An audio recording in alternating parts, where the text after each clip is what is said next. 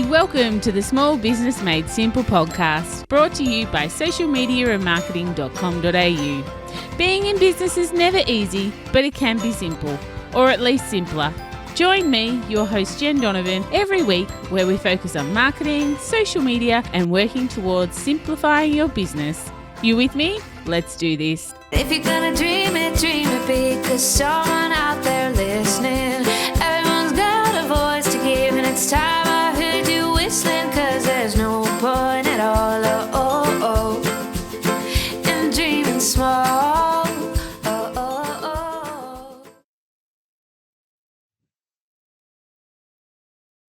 Why, hey there, my fabulous listener. Welcome to episode 248 of the Small Business Made Simple podcast. Thank you, as always, for lending me your ears today. I know that you have lots of choices out there, and I really do appreciate you making my podcast one of them.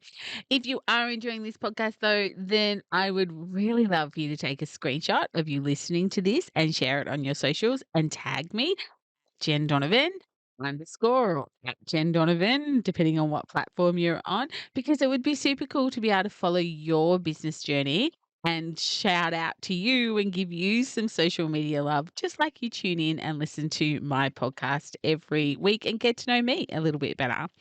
Of course, any links that I mention in this podcast episode, you can find at all the W's, socialmediaandmarketing.com.au/248, because that is where the show notes will be housed.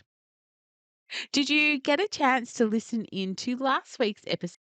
If you didn't get a chance to tune in there, slip back after you finished here, of course, and have a listen to episode 247, where I did another great interview with another powerhouse small business owner, sharing their knowledge with you to help you.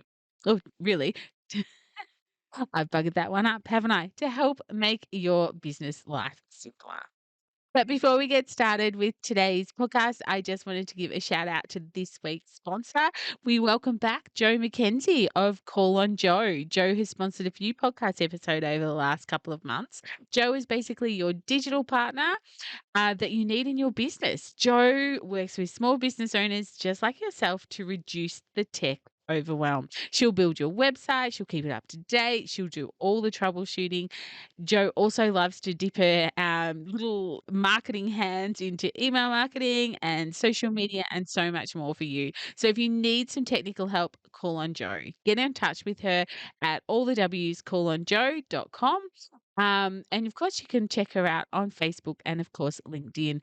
All those links, as I mentioned before, sit in the show notes at socialmediaandmarketing.com.au/248. But if tech is doing your head in, then call on Joe. So we are almost at the end of June as this podcast episode goes live, which means we are almost halfway through 2023. That's pretty scary, isn't it? Or it's pretty amazing, isn't it? Depending on what camp you actually sit in halfway through the year. As you know, I'm a really good goal setter, and although I do find it hard to stick to my goals, just like everybody else out there, I do my best to keep them front and center every single day when I sit here at my desk with my goals strategically placed just above my office desk that I have to look at constantly. So I do try and stick to my business goals whilst chasing the odd bright, shiny object around the universe. But I'll always have bright, shiny object syndrome. I think it's a good thing to have in business, but I do try and stick to my goals. So I wanted to talk halfway through goal setting with you because we're halfway through the year. So firstly, did you set goals at the beginning of 2023? If not, oh, that's okay, but consider this your nudge to set them for the second half of the year. If you did set some goals, how have they gone? Are you checking in with them regularly? Are you deciding strategically, of course, if that or those goals are still relevant, achievable, warranted? Or, and if they are warranted, achievable, relevant, how far are you into achieving them? Are you on your way? Are they still on the to-do list? It's okay to have things still on the to-do list. Perhaps that's the nature of the goal. Like one of my goals, is a bit of a vanity metric, and I really get that. But this goal's about me And so, one of my vanity metric goals is to get 200,000 downloads of this podcast this year. So it's a yearly goal. So of course, it's tracking really well right now, but of course, I won't achieve that goal, or I won't know that I've achieved that goal until either I click over 200,000 downloads or the year finishes out. So there are some goals that are, I guess, ongoing, is my point. So you mightn't have achieved them all right now, but are you on your way? Are they still on the list? Is it a good thing they're still on the list? Et cetera, et cetera. Goals could be things like that, like I was talking about with downloads. Um, it could be, visitors to your website or the growth of your social media, but they can also be financial goals. And if I'm honest, I'm not actually smashing my financial goals, but I do know why. And I do know what to do about it. I just need to make my financial goals a priority and stop doing other stuff, in inverted commas, and start doing my money making activities. I think half of the way you can get over not achieving your goals is to actually acknowledge why you're not achieving that goal, and acknowledging what you can do about it. So, although I'm not smashing my financial goals that I set myself at the start of the year, I know why and I know what it's going to take to get me there. And when I get back from my holiday, I will. Like, I've got a plan of attack. So, money making activities, that's what we should be concentrating on. But unfortunately, sometimes the business of running a business does get in the way. I actually did a really good podcast episode a little while back about money making activities and making them a priority. If you haven't listened to episode 135, then slip back there and have a bit of a listen to that one about money making activities. But before you go and set new goals, or even if you're still on the path you want to be, then with your goals, then perhaps consider these questions. In the first 6 months of 2023, what did you absolutely love creating and working on? What did you hate working on? What was tough and felt difficult? What was your biggest moneymaker? Of course, on the reverse of that, what was your least moneymaker? And what do you never ever want to do again? I know that you're possibly in the car or out walking or running when you're listening to this. So they're questions that you might need to come back to. Often I take a screenshot of the time that I'm at when I want to go back to a podcast. So I take a screenshot so I can see, approximately when I have to go back to find the bit of the podcast that I want to listen to again. So maybe you could do that. Just rewind it a tad, take a screenshot of it so you've got it there to go back and answer some of those questions a little bit later. But when I do planning at the beginning of the year with my clients and we're reflecting on the year that was, so obviously we do this in January, we're reflecting on the year before. It's that last question, what do you never ever want to do again, that trips people up. Maybe it's nothing. Maybe they do nothing that they never ever want to do again. But maybe it's something you just have to do because it's part of your business marketing strategy or it's part of your business model. But if you don't want to do it and it's not getting done because of the roadblocks that you're putting in front of it because you just don't want to do it, then think about, can it be outsourced? Maybe it still has to be done, but does it have to be done by you? So that's what I would say to that question when you're a little bit tripped up of what do I never ever want to do again? Well, I know what it is, Jen, but what do I do about it? So think about outsourcing. So halfway through the year, I would really like to ask you, what's your biggest lesson so far in 2023? I'm a big advocate for lessons, that we are constantly learning and we are constantly being shown lessons in life and in business. And sometimes we need to stand up and we need to think about what that lesson was. So I'd have to say mine, both through personal experience and also experiences of my clients, is the power of the word yes. Just simply the power of the word yes. Saying yes to opportunities brings both joy and, frankly, other opportunities. It's a lesson I'm seeing over and over again in 2023. I don't know what it is, why I'm attracting this all over again, because it reminds me of a podcast episode I did in actually my first year of podcasting. So way back, 200 episodes ago, in episode 48. It was actually titled What Happened When I Said Yes for a Year. It's a bit of a, storytelling podcast where I talk about the year I said yes for a whole year and what opportunities and what that actually brought me as far as growth personally and in business, and some of the bad stuff that it brought me as well. So even though that podcast might be maybe 5 years old, coming up 5 years old, the lessons are still there. So go back and have a listen to that one as well. Of course, you'll find it as episode 48 of this podcast, or go to my website, socialmediaandmarketing.com.au/48. But that's the lesson I'm receiving loud and clear, both from myself and also through my clients, is the power of the word yes.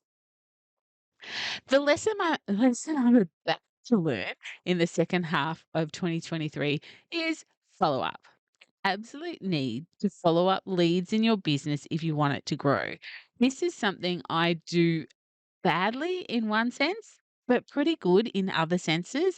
But it's about time that I started taking a more strategic look or a strategic flow with following up and making follow ups a priority in my business.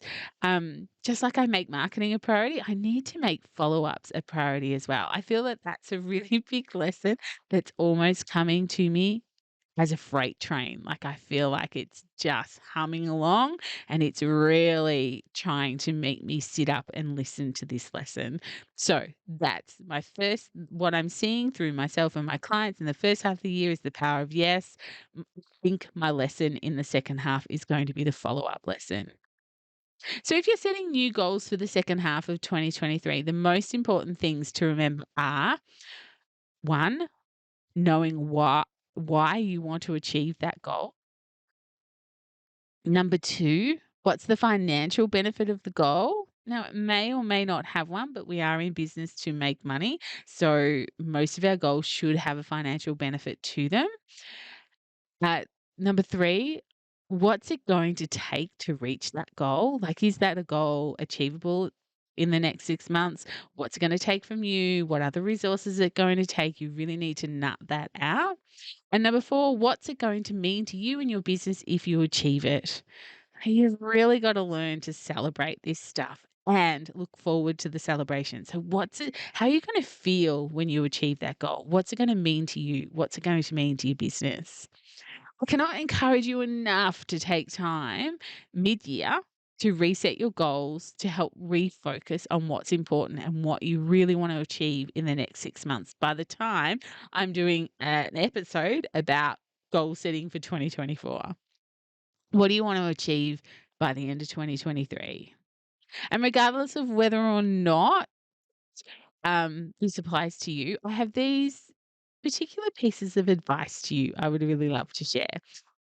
Number 1, make marketing a priority in your business. Stop making it if I've got time or a sometimes activity, and just really make it a priority. I am going to make following up a real priority because I think I've got the marketing priority thing down pat most days. Not all the time, but down most days. So follow-ups for me. But if you are still struggling with your marketing, make it a priority. Absolutely make it a priority. Take some time to look at your finances at the end of this financial year. Yep, I know it can be bat crap crazy and scary, but look at them. Know what you've earned. Know what hasn't earned you money and what has. Put in more effort and energy into the last half of 2023 into your money making activities. You won't know what they are until you look at your financials. Go to Google or go to YouTube and type in, how to read a profit and loss for dummies, or how to read a balance sheet for dummies, or how to read a trial balance, or whatever it is, and just really spend some time getting to know your money. My third piece of advice is give your workplace a Marie Kondo cleanup. Clean and clear your workplace Clean desk, clean mind. If you work anything like me, this is the way I work. Clean desk, clean mind. My desk is messy, I am messy. So spend maybe an hour or two recognizing, or reorganizing, I should say, your workplace, giving it a clean and throwing out those thousands, if you're like me, of sticky notes of all those important things you'll get to one day, and get yourself a notebook to write things in rather than sticky notes everywhere. Maybe cleaning your workplace is also about cleaning out your inbox and maybe even your computer files. Give yourself the maximum chance to start clear and start clean for the second half of 2023. My fourth piece of advice is put your goals where you can see them every single day. Consider maybe even doing a vision board. Excuse me. My fifth piece of advice is learn to delegate. Now, maybe you just squirm just a little bit, or maybe your inner core just shook. Some people find it hard to delegate. I used to be one of those people. I have become a total delegator. Not everything, but I'm really proud of myself over the last 5 years or so, what I've managed to let go of and what I've managed to delegate. There have been small steps to being a great delegator, but I've done it. So if you are kind of like, I can't delegate anything, Jen, it's not in my nature to delegate. Trust me, you will have more time to focus on your goals and focus on what's in front of you if you learn to delegate. And it is possible because I am now a delegator. My sixth piece of advice and my final piece of advice is if you are finding it hard to keep yourself accountable, then find an unreasonable friend or an accountability buddy. I cannot tell you how much it can change your life to have someone nudging you along, to keeping you accountable. Did you do what you said you were going to do? If not, why not? When are you going to do it? Let's put a date next to it. All of that. Yes, it feels intrusive, and yes, it feels like someone is going to be on your back, but this is what it takes when you're a small business owner and the buck stops with you. It's awfully hard to get busy being busy and get busy working in your business rather than on your business. So get yourself an accountability buddy. If you can't find one or you haven't got one, then head into my Facebook group, Like Minded Business Owners, and ask if someone would like to pair up with you. Ask in there, hey, I'm looking for an accountability buddy. Who would like to be one? I'm sure that you will find someone in there that would love to be your accountability buddy, and you can be theirs. If you're completely stuck and you feel like the challenges are too much at this point, then I'd love you to come onto a discovery call with me and I can see how I might be able to help you. The link, of course, is in the show notes to book that on my calendar. But yeah, if you need just a little bit more help than what you can get from free podcasts and free Facebook groups, then let's have a chat and see what we can do together. We can have a chat about your goals, your struggles, your roadblocks, what's holding you back, and of course, how I can help.